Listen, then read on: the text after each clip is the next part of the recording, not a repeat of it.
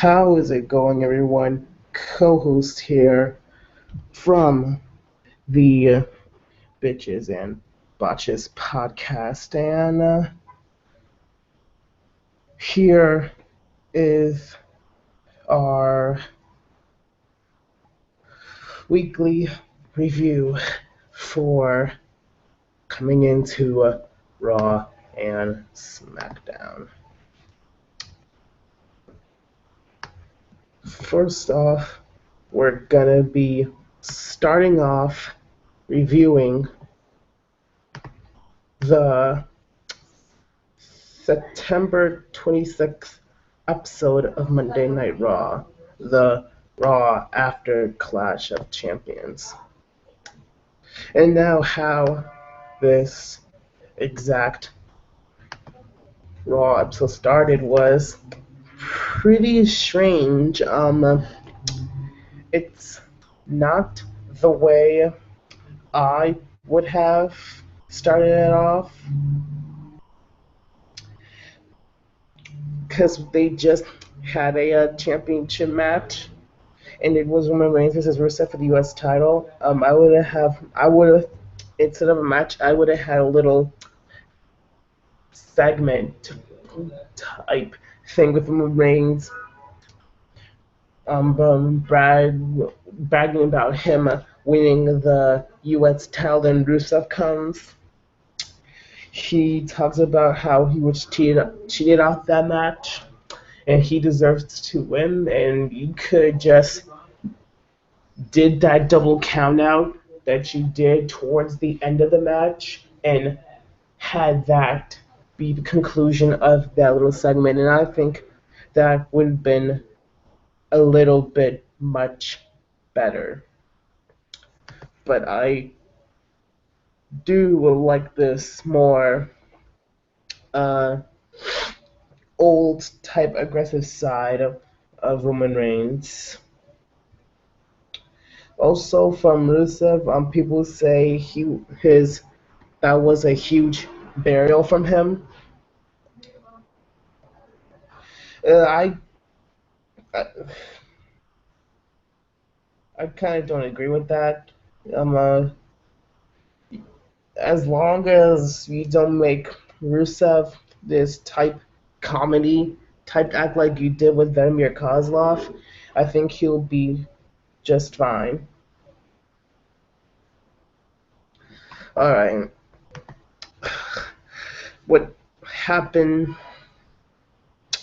after that match was, I believe, a quick little segment type thing, but I actually forgot what it was. But let's just get into what the match was. That was another title defense, and that was the New Day going up against Luke Gallows and Carl Anderson, or if you may call them, the Club. Here's again with something that I would probably not have done. I would have probably done a New Day club match, but I would probably have like something like Big E versus Luke Gallows or Xavier Woods versus Carl Anderson, since that's how actually the Club won for Xavier Woods hitting Carl Anderson with the Trumpet Francesca. How did I think of the match overall? To me, this was a much interesting match from to Raw, from better it being from a Clash of Champions. We, even though they did lose, we did see some pretty cool and interesting type aggression and um, holds from the club, and I think they should stop this feud now. As you can see, it's not really going anywhere with them, with the club, or Kobe King, or the New Day, both Kobe King myself. Um, but yeah, overall the match was pretty alright. I liked it better than their Clash of Champions match. Not saying it was good. It was a pretty much entertaining match at the end, but I just feel like this was much better. That's all. Um, so after that, we got a Sheamus Cesaro type thing. People are kind of still mad over the ending of the Clash of Champions match, which is pretty much understandable in its own way. And I think what they did was, I think they're kind of sort of bringing this feud into a new type thing, seeing what they could actually do with this by ha- having them in a match, not a match, have them later be in a tag team match later on tonight to see how they get along with each other. And we've seen this type thing before with other people feuding inside with them feuding. And when I saw this, I can say that's pretty interesting seeing Cesaro and Sheamus in a tag team. So that was pretty, well, at least for me, interesting to looking forward to. I see Captain, that's why Z in the chat, he says by herself. Oh, yeah, or by myself, just like everything, like that's like my life, you know. We had what a surprisingly what was some people may call a Bailey squash match, but I wouldn't really call it a squash match because squash matches are really just this one opponent just completely dominating the other without the other getting any type of recognition or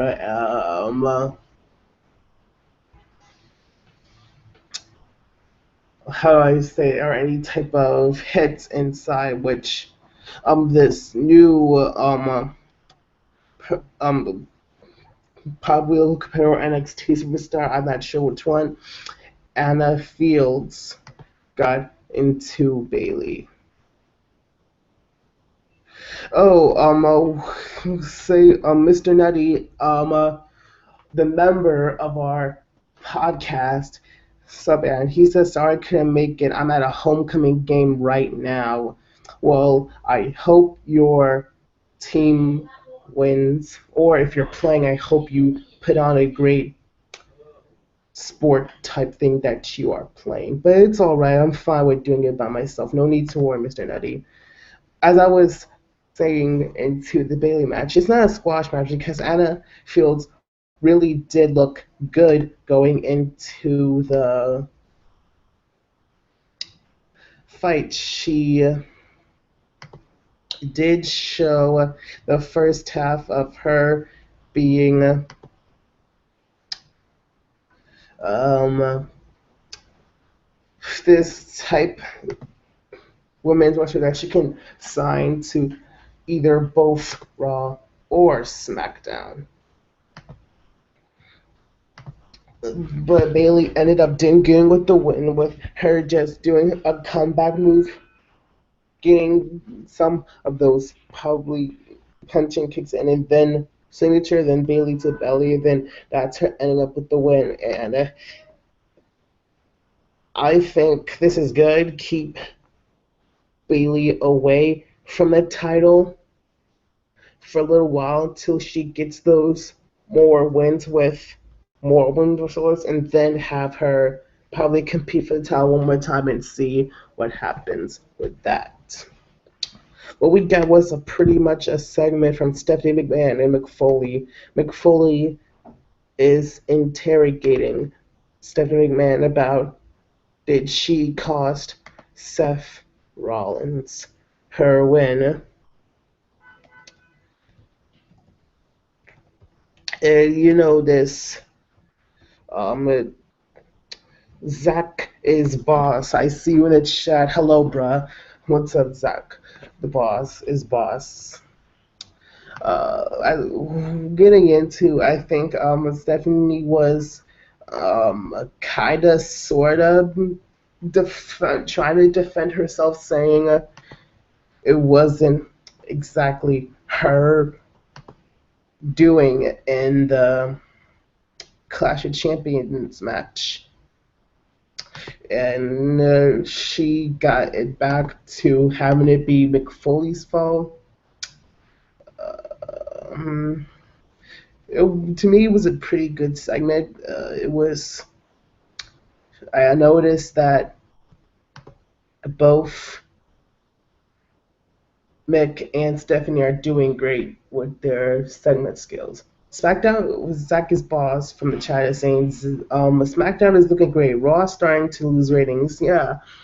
And after I'm done with Raw, I'll give my rating to that, and then I will review SmackDown and give it my rating. And SmackDown is pretty good, but I'll go into SmackDown when I review SmackDown. Now, the other match from Raw was Rich Swann and Cedric Alexander versus Lance Doro. I'm sorry, I butchered his name.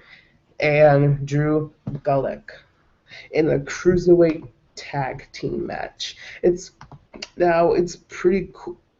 It's really nice. We're seeing more and more cruiserweights because, as you know, me, I love the cruiserweights. I love them seeing on Raw. I love them seeing on SmackDown. If they ever go to SmackDown, because SmackDown will be pretty much cooler if they did go to SmackDown. When they got a tag team match, it was pretty nice, pretty good on technical wrestling as always. You get from the cruiserweights, we got some pretty cool flips. Both tag teams really did nice and cool within the cruiserweight type wrestling that they did. So I'm looking forward for more exciting cruiserweight matches. And maybe they can be on the same level or higher level as this pretty cool match. Now we had another tag team match, which was Cesaro and Sheamus versus probably these. I don't know if they were probably jobbers. I don't know if they were cruiserweights. They'll probably have the ropes purple. I don't know if they only do that for 2 cruiserweight matches or I don't know. Smoking Blaze has 2 comments. I'm sorry if I missed them. Rollins injured, and cruiserweights are alive. For the first, I don't know. For the first one, yeah, he is injured. If you could see my Wrestling Wednesday news report, you can see I talked about that a little, and I agree for the cruiserweights type thing. Cesaro and Sheamus, they kind of really did do some interesting tag team work against these guys. They were kinda, sorta on the same page here.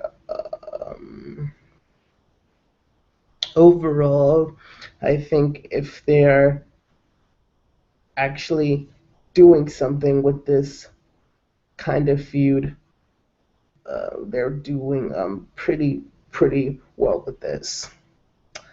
And I kind of liked that they were competing who when they were talking who can get the most crowd reactions. I like that. The TJ Perkins Brian Kendrick feud is starting to heat up pretty well. We had Brian Kendrick interrupt TJ Perkins' interview with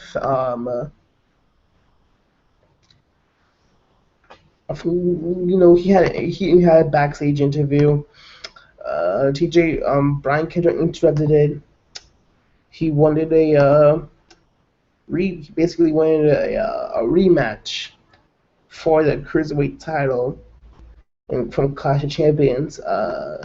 TJ Perkins accepted it, and now we're having a match next week on Raw, which could be pretty cool. Maybe they can put on a much better performance that they put on Clash of Champions.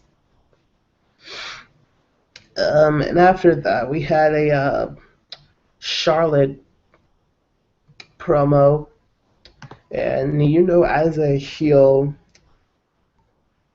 of course she's gloating. She's like saying she's the best, like as heels do. So Sasha Banks gets a interrupts this promo. She wants a rematch. Charlotte, of course, doesn't think she actually deserves it. And then somehow, after Sasha Banks actually does attack her, gets Dana Brooke out the way, and she ends up getting a rematch anyway. We could, I don't know what to think of this. Maybe Sasha will win, and at Hell in a Cell we may see a women's Hell in a Cell match. Will be very very cool. I'll really like to see that. If they wanted to, what do you guys in the chat think? Would you like to see a women's Hell in a Cell match? Seth Rollins was on Raw as well. He wanted to interrupt the highlight reel that was coming up for a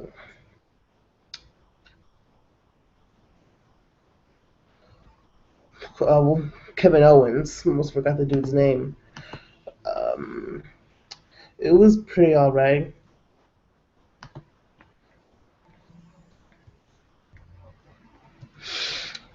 It was basically just Seth Rollins not agreeing with Mick about him not being with him being on his side. He thinks the new people that are running Raw are after him. He thinks that he cannot trust any of them, which is pretty cool. But Mick kind of sort of asks, "Hey, don't try anything that can get you hurt. Don't do anything that will do more impact to your body, because the doctors say you're already injured as it is. Seth Rollins is not having it, and he just eventually leaves off, and then later on the show he does interrupt, which we'll get into when that happens. We had another cruiserweight match. That's that was pretty cool. That we had two cruiserweight matches in one Raw. It's pretty cool. That's getting really good perks for Raw. That's probably the only good thing that's Raw is happening from, and those are the cruiserweights getting the crowd getting the crowd pumped up. Even though throughout most of the match the crowd was chanting CM Punk, most people say that when the crowd starts chanting randomness when they're bored of a match. But I wasn't really bored of this match. I really don't think that's the case necessary. But I wasn't bored of this match. Both TJ Perkins and Tony Nese did give in great cruiserweight type match, especially Tony Nese. He really did surprise me with his wrestling type skills, and TJ Perkins got to end up with the win. But the only thing I can say is we can only hope and wait to see for TJ Perkins wrestling again for his defending his title next week on Raw. And we had the highlight reel with Kevin Owens and Chris Jericho, the two best Canadian buddies, or as the host calls them, the two best Canadian fathers. They were doing their thing, and then Seth Rollins tried to interrupt, but Mick Foley called medical doctors and backstage security to not do anything to hold him back. And then as the highlight reel was continuing,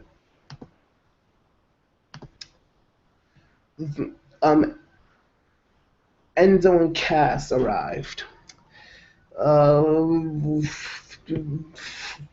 We haven't seen them in a little while. They had these pretty cool microphones. It did fit their type of style, especially with that tattoo that Enzo has on his fist of the microphone. That's pretty cool. Enzo and Cass, of course, does get over much pretty all. Having them having the crowd with them behind their back, of course, and it was all much pretty good wrestling with Kevin Owens, Chris Jericho, Enzo, and Cass. And my overall rating for Raw, most of it, I don't know, because I really didn't see much of it. But after the review, I haven't read, I give my own opinion, it is with the matches.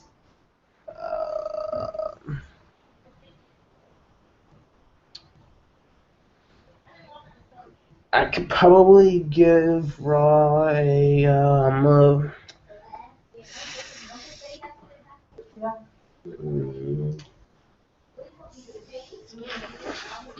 5.1 out of 10. That's why I give Raw. It really didn't give me anything like it did before. I don't know what's going on with Raw anymore. And now what most people are ready for, and that is the new going to be, if they keep on doing what they're doing, will be soon the flagship show, and that is Smackdown Live, the show that everybody loves, the show that most people are interested in. How, let's talk how exactly the show started. Zach is boss. If you're still here now, I'm reviewing SmackDown, so that's pretty. So yeah. Before I get into my Raw review, Phoenix the Gamer says Raw is missing Finn Balor. I yeah, I agree with that. I think Raw would have been a much better show if they actually had Finn Balor there, or much of the other superstars that most superstars wanted people to go to Raw. If Finn Balor would have got injured, I'm sure Raw would have been not have been getting the low ratings from it gets from the fans. But with that comment, I completely agree. Raw is just missing that Finn Balor. Now let's talk about SmackDown. Raw now Randy Orton comes out and cuts a promo about him and him and his feud with Bray Wyatt. With the Bray Wyatts and Randy Orton, it's a really, really good feud. I really do think it is. We're getting a good, not good, really good mic work from Randy Orton. It's really, really, really nice.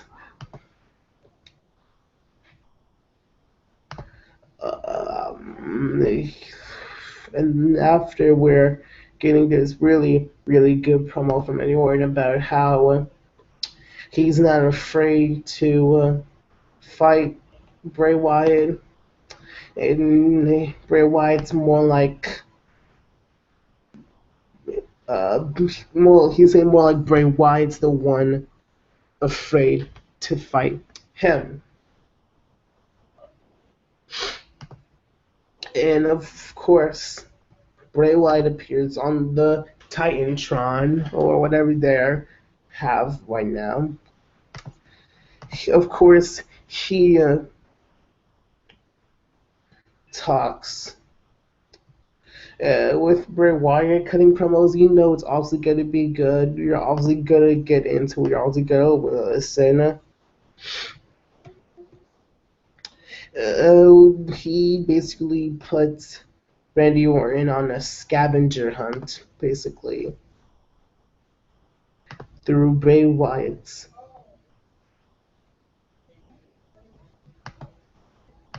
Playdome or Bray Wyatt's type work that he has with them. And throughout the match, throughout the show, we have Bray Wyatt and, oh my goodness, Dean Ambrose and AJ Styles, God, preparing for their championship match, which was pretty awesome. But we can get into that when I get there. We have basically a tag team match, the Usos and the Ascension versus the Man and the Man Beasts. If you don't know who that is, that's your new Smackdown Tag Team Champions Heath Slater and Rhino, and American Alpha. So it's basically just the face tag teams versus the heel tag teams. With the now the Usos now have a have on full on turned heel. They have new attire. They have a new team theme, new Titantron, kind of sort of new moves, technical moves that wrestling, basically showing more aggression. Doing what most heels do, going after injured body parts and using that to their advantage, which is pretty cool. I like those new Usos, but they end up winning, and they have Heath Slater tapping out, and that could really show if will that be the future coming into the new upcoming SmackDown pay-per-view No Mercy, which um all three of us, me, Mr. Nutty, and the host Steven will do the Saturday after SmackDown. Oh, we got an interview from a John Cena because he's gonna be sitting at the announce table, looking at the match, and he just asked him, "Who do you want to win in this match?" And John Cena said, he said, "I could care less who's gonna win because at No Mercy he's walking out new WWE World Champion." That for me, that's kind of that I that's pretty cool for Cena, I guess. I guess he is getting the crowd more on his side due to the type of kind of face he is. Well, I guess it's pretty cool. Go John Cena, yeah. Um, Kevin XYZ probably answered my question from earlier. A woman's Hell in a Cell. He's basically saying it'll be pretty cool. Women's Hell in a Cell match.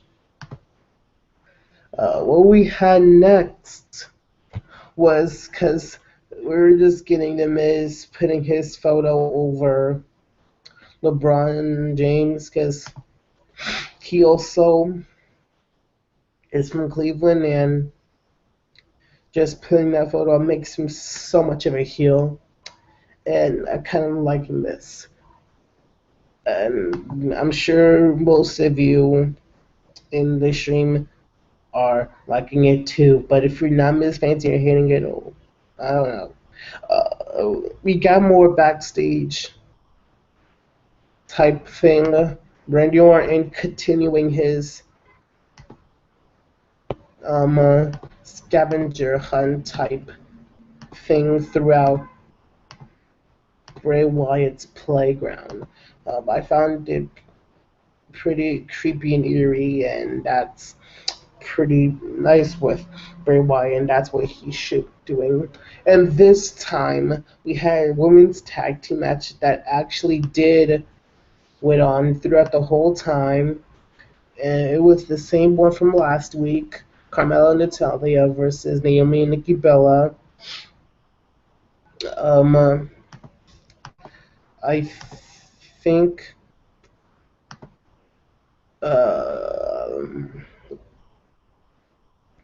yeah, I don't think they really did show much better type stuff.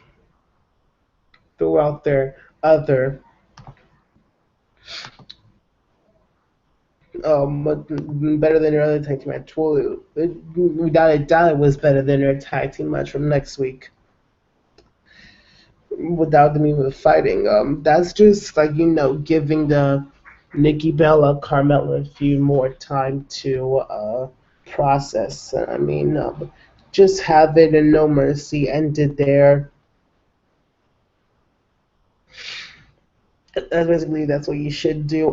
We just had another radio Orient thing, and now here, what I think was probably the most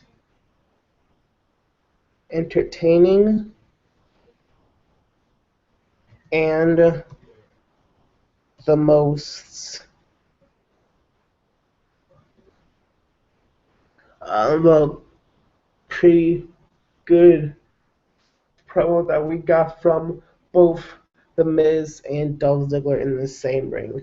Now, we were basically having a type Sarah, ceremony type thing for The Miz. I wouldn't call it a ceremony. I would call it more like a in-home return. Um, he said he was just, being The Miz, being a heel. His parents were there. So that made it. So I guess that made it pretty alright. And then he saw that that Dolph Ziggler's parents were there. And he basically, just started mocking them about how Dolph Ziggler is, basically a jobber. No one really cares if he's on TV or not, and basically just roasting their own son in front of his parents. That was pretty sweet that we got from the Miz, and then here comes Dolph Ziggler coming down in the ring, saying he can do whatever he wants. He can talk about him. He can talk about his wrestling skills, but he doesn't talk to his parents like that. And then the Miz basically just puts a pretty nice promo in. He says, "The more you've been here for a couple of years now, and you have barely accomplished anything from since the brand split." And he's saying he accomplished more than Dolph Ziggler. I found that to be pretty nice. And you could see on the expression of Dolph Ziggler's face that got to him, and he basically just started yelling that that the Miz was right. He really doesn't give the respect that he used to have, and the respect that he deserves from the WWE. He says he gives and doesn't receive anything back. Maybe he says he people ask him why does he continue to do it. He says, "'Cause I can't stop." And then the Miz put his career on the line just to prove to the Miz that he can beat him.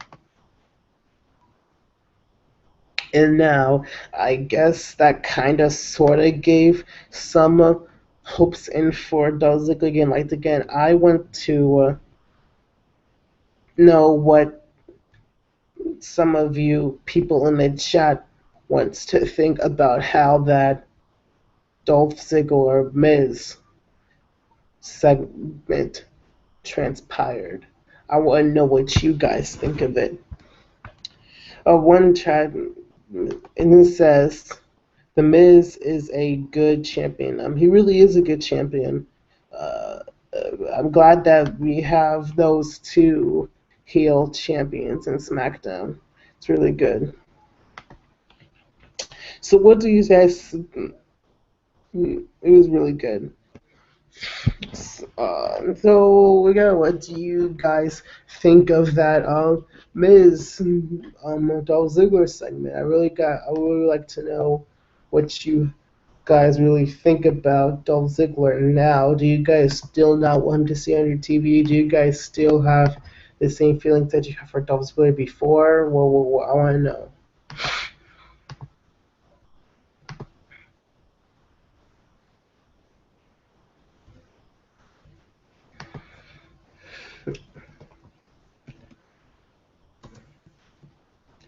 Okay, he says something. I can't.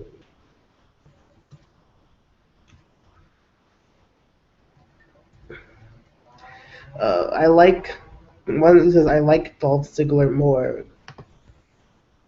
Well, I guess that's what they were trying to do. Have you feel for Dolph Ziggler more since he's putting his career on the line and he was in his hometown, basically saying if he loses at No Mercy, he gives up his career. And I liked how WWE was very specific for it. They didn't say, Miz said, "Oh, you don't be out for 30 days and you don't go to SmackDown, you don't go to Raw, you're out of WWE forever." I like how they made that specific. Anybody else in chat wants to say what they thought about the Dolph Ziggler promo? Because if not, I'll probably go to the main event and give what I thought. I'll probably give it a good probably 10 seconds or two if you guys have anything in the chat saying about what you guys think about that type segment type thing.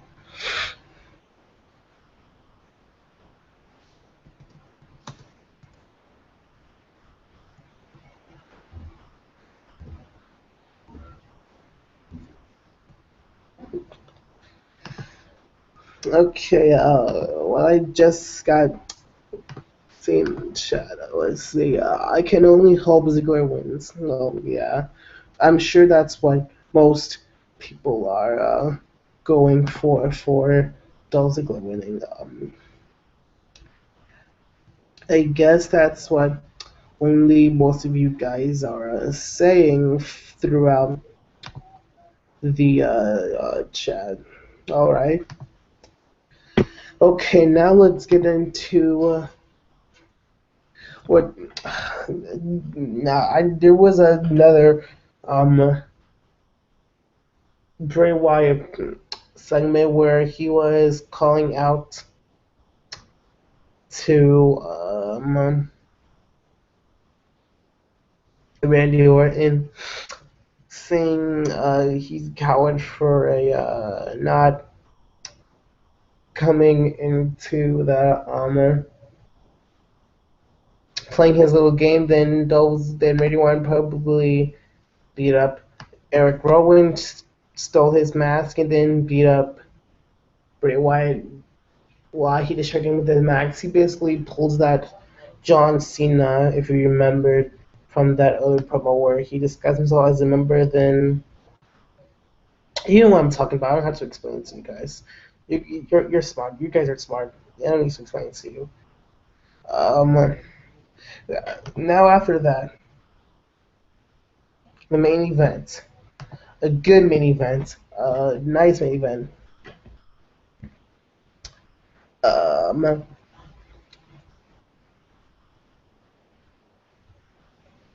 it was it was Dean Ambrose versus AJ Styles for the WWE World Heavyweight Championship. Backlash rematch. Um, what can I say about this match? But with Dolph Ziggler and The Miz being the segment of the night, this of course was the match of the night, and I think with most, maybe most, almost every AJ Styles match, you're probably gonna get that sentence with probably most reviews. Or if you're watching a live stream for reviews and there are an AJ Styles hater, he probably says it wasn't a good match, but whatever. That's not what it is. I'm not trying to go on drama or anything. Um, what DM's AJ Styles, of course, gave out good technical wrestling. Like any type of two wrestlers that are fighting for a title. Um, I did like how John Cena at the end. I think they pulled a AJ Styles pushing the Ambrose to John Cena, and then having John Cena interfere in the match while the Ambrose was distracted. I believe those got the roll pin. I mean, not.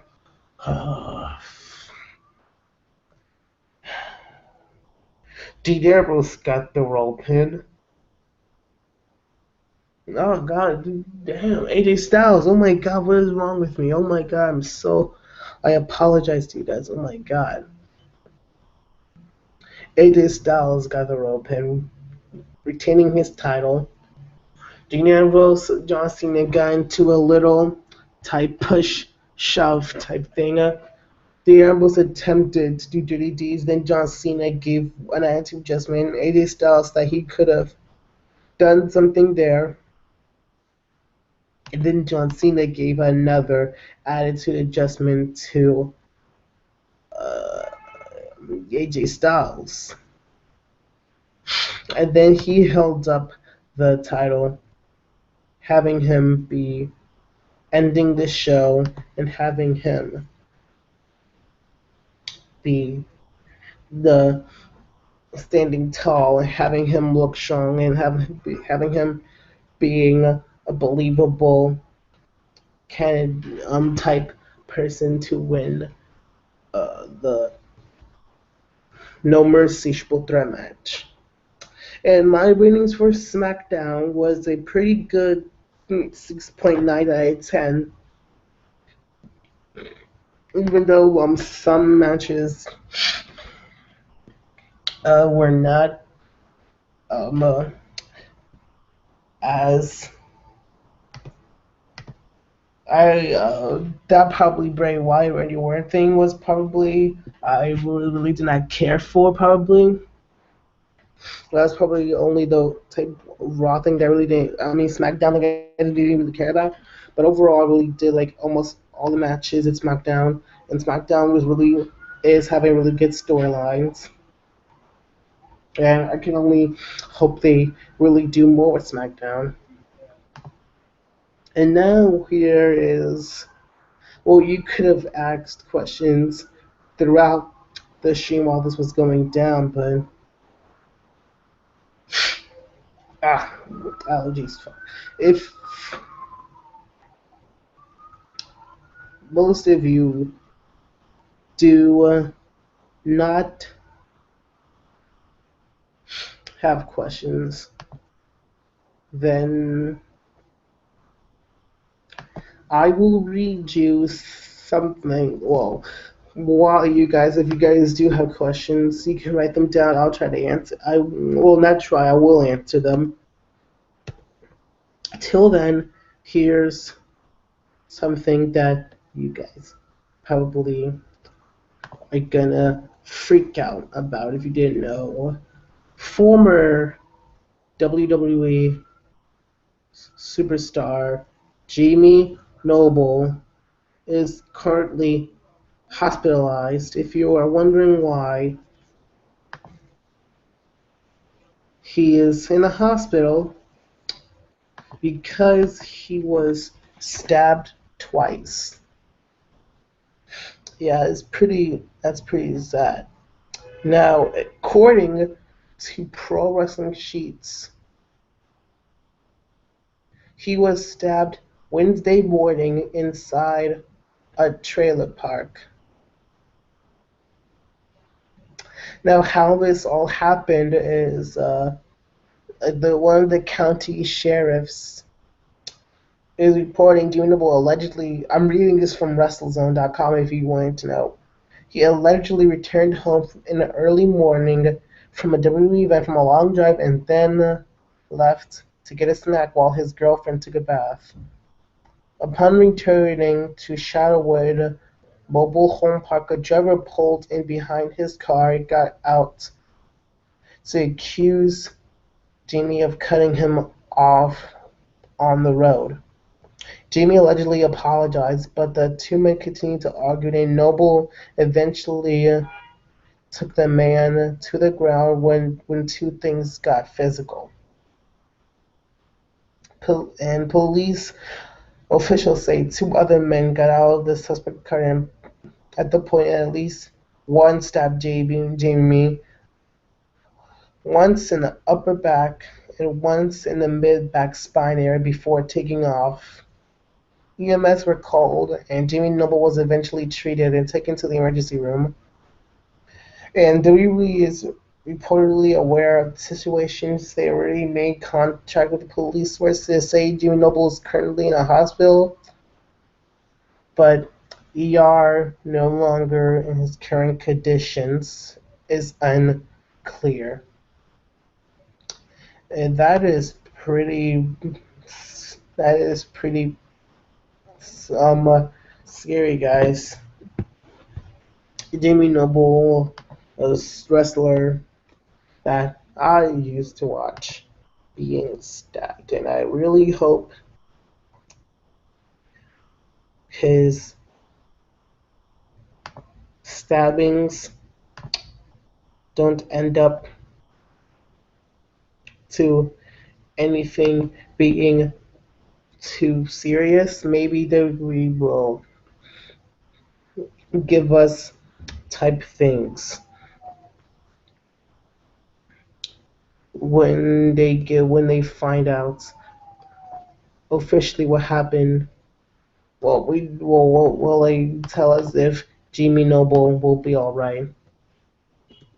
Smoky Boy says, "Wow, poor Jamie Noble." Yeah, we could. You know what, guys? One like equals one prayer for Jamie Noble. If you do that, guys, one like equals one prayer.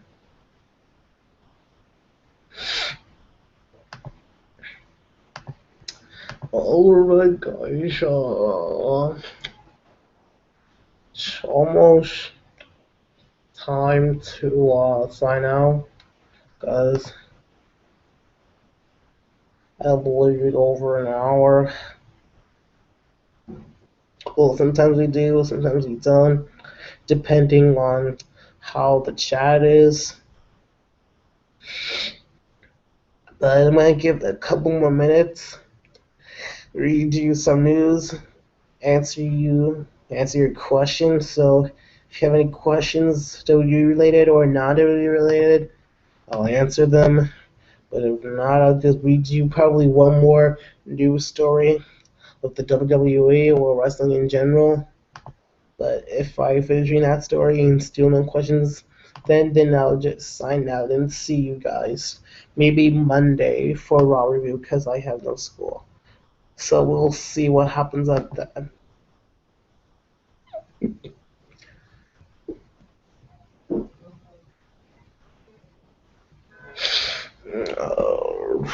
Let's see. What's that? I could read you.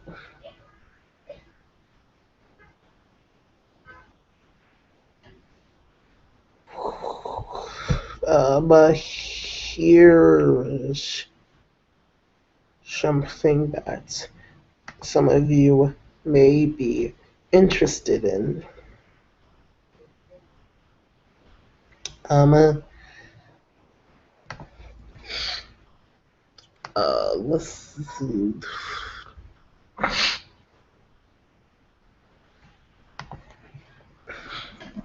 Instead of some news, let's get some rumors.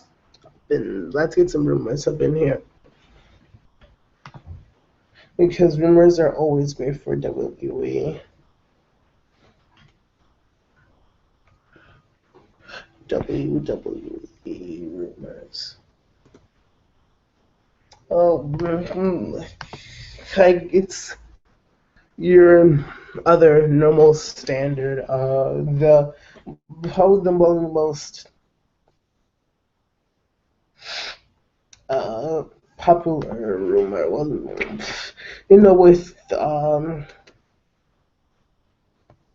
Vince McMahon is waiting until the last minute for him to buy um to buy TNA. Now, what I don't know if however, what do you guys think? Do you think it's a wise decision for uh, Vince to actually buy TNA from Dixie Carter? Now, I have held up some pros and cons in this. Some of the pros are one, TNA from running duty, they could get a bigger arena. They could travel to different arenas and not. Well, they travel to different arenas. I think they stay in New York like for they stay in New York like for a week or something.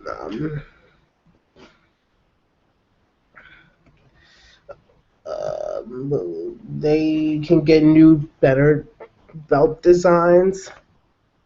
TNA could get more popular. Um, and then the more opportunity can come throughout TNA going to WWE, depending on the general manager. If they decide who should be the general manager for TNA, if Vince buys it. Now, the cons of this happening. The cons is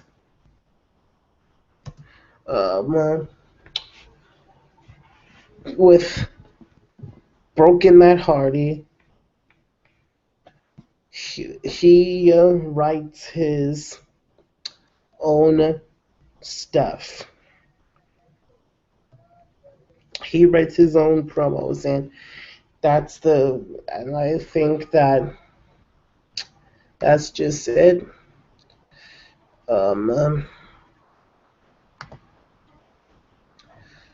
TNA will just lose more of that freedom that they used to have. Captain XYZ says, I think TNA should just get better. Well, if you think that,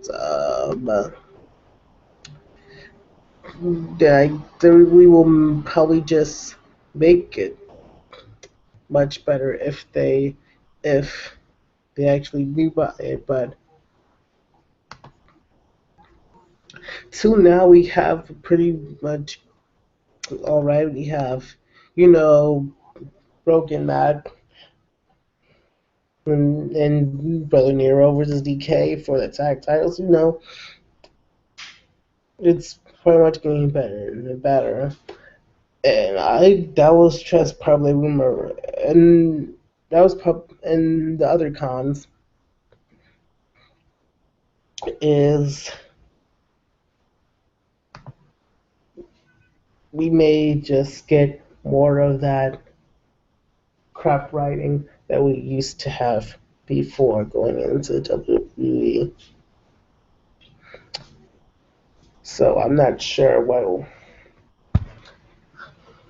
will happen. Well, that was most of the questions that were there. I could see I didn't miss anything. Scrolling through, I didn't miss anything. I almost answered everybody's questions. I said if there's not any questions, well, there were some, but I'm sure most people are just like, like, who cares?